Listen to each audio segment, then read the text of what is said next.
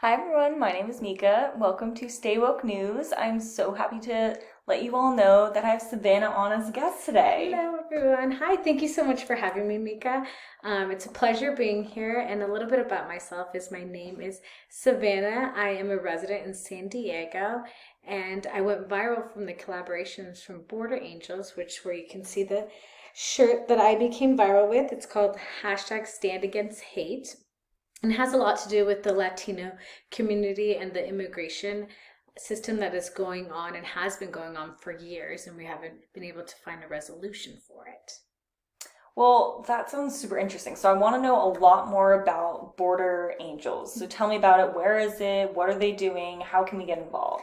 So Border Angels is a organization, nonprofit organization in San Diego, and they do a lot of work in Tijuana with the immigration system.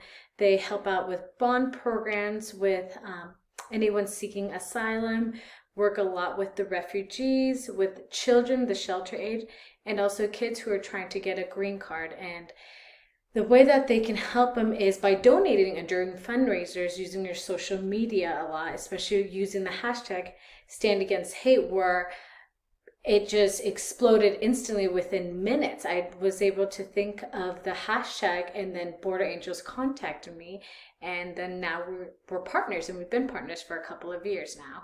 I know this has just blown up so rapidly. It was on TikTok, Instagram, Twitter, just so many platforms, and I'm just amazed how much it's grown. And that collaboration is just huge. So, I guess what platform would you say should we be using? Like, how do we get the word out about this? So my favorite platform to use is Twitter for obvious reasons. Twitter, you're able to tweet, retweet, you can like pictures, you can share the quote on there.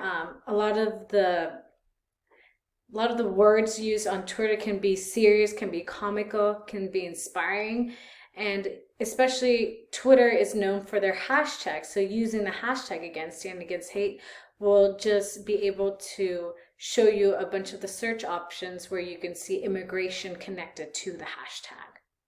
That's awesome. Okay, so great. So I'm going to be, after the show, using this hashtag all the time now.